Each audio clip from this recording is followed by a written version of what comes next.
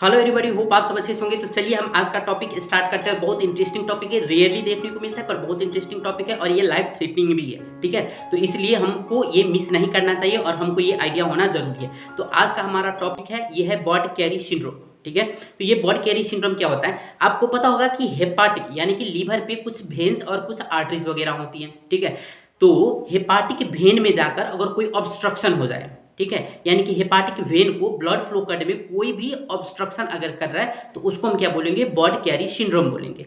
और ये मेनली जो होता है ये किसके वजह से होता है, तो ये थ्रोम्बोसिस की वजह से होता है। यानी कि प्राइमरी कॉज जो है ये हेपाटिक वेन ऑब्स्ट्रक्शन का यानी कि बॉड कैरी सिंड्रोम का ये क्या है, ये है थ्रोम्बोसिस यानी कि ब्लड का क्लॉट हो जाना, यानी कि हेपाटिक वेन में जाकर क्या हो जाना, ब्लड क्लॉट हो जाना, ब्लड का गांठ जैसा बन जाना। ठीक है, जैसे कि आप ये इमेज पे देख सकते हैं।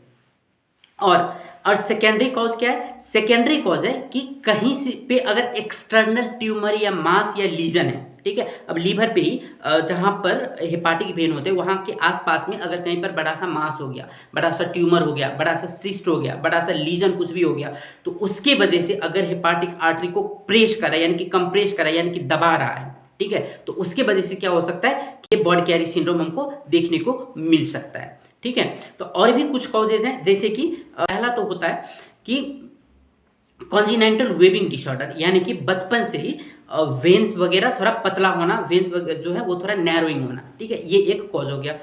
दूसरा क्या हो गया, दूसरा यही थ्रोम्बोसिस हो गया, जो कि जनरल ये प्राइमरी कॉज जो हम अभी डिस्कस किए थे कि वेन में जाकर गांठ, ब्लड का जो है वो गांठ बन जाना, ये एक हो गया। और क्या हो गया, अगर फीमेल के केस में अगर हम बात करें तो फीमेल के केस में हमको देखने को मिलेगा, अगर प्रेगनेंसी के टाइम पे अगर हम देखेंगे तो इस कंडीशन में हमको देखने को मिल सकता है। और अगर ओरल कॉन्ट्रासेप्टिव पिल्स अगर कोई भी फीमेल अगर ले रही है तो ये एक रीजन हो सकता है बॉडी कैरी सिंड्रोम होने का। और एक है जो है ट्रॉमा, अगर कोई भी ऐसा ट्रॉमा हुआ है जिसकी वजह से हो सकता है कि वेन कंप्रेस हो जाए या वेन नैरो हो जाए, जिसकी वजह से हमको ये बॉडी कैरी सिंड्रोम होने का चांस रहता है। तो इसमें हम क्लिनिकल सिम्टम्स यानी कि क्लिनिकली हम क्या क्या देखेंगे, तो इसमें क्लिनिकली असिम्टोमेटिक्स भी हो सकता है और कभी कभार हो सकता है कि पेशेंट को राइट अपर क्वाड्रेंट में या राइट अपर एब्डोमेन में पेन हो सकता है। ठीक है, और अगर क्रॉनिक केस है तो हो सकता है कि पेशेंट को फटीग यानी कि थकान जैसा भी महसूस हो। बस ये तीन है, इसके वजह से इसके अलावा और हमको कुछ देखने को जनरली मिलता नहीं है ये बॉडी कैरी सिंड्रोम में। अब अगर हम ब्लड टेस्ट की बात करें तो ब्लड टेस्ट में भी सेम सारा कुछ होता है, जैसे कि हम पहले भी पढ़ चुके हैं कि इसमें भी हेपाटिक यानी कि LFT लीवर फंक्शन टेस्ट जो है ये सारा एलिवेटेड होगा। ठीक है, जितने भी कंपोनेंट्स और एंजाइम्स वगैरह है सारा क्या होता है, एलिवेटेड होता है बॉडी कैरी सिंड्रोम में भी। अब हम देख लेते हैं हमारा फेवरेट जो है सोनोग्राफिक फाइंडिंग। तो सोनोग्राफिक फाइंडिंग में हमको क्या क्या देखने को मिलेगा, पहले तो हेपाटोमेगाली देखने को मिलेगा। दूसरा हमको क्या देखने को मिलेगा, तो स्प्लीनोमेगाली देखने को मिलेगा। अगर दोनों को हम बोले तो हेपाटो स्प्लीनोमेगाली देखने को मिलेगा, है ना। तीसरा हमको असाइटिस देखने को मिल सकता है। ठीक है, चौथा हमको जहाँ पर हेपाटिक वेन यानी कि हेपाटिक वेन आर्टरीज वगैरह लीवर में होते हैं ये आपको पता है, तो हेपाटिक वेन्स जो है ना ये हमको या तो पुअरली देखने की कोशिश करेंगे तो बहुत कम दिखाई देगा या तो नहीं दिखाई दे सकता है। ठीक है, ये एक रीजन हो सकता है।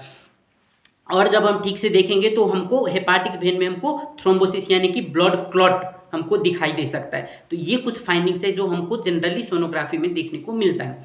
अब अगर हम कॉलर डॉपलर करके अगर हम देखें तो हमको क्या देखने को मिलेगा, तो कॉलर डॉपलर में हमको हेपाटिक वेन में ब्लड का फ्लो जो है वो हमको कम दिखाई देगा।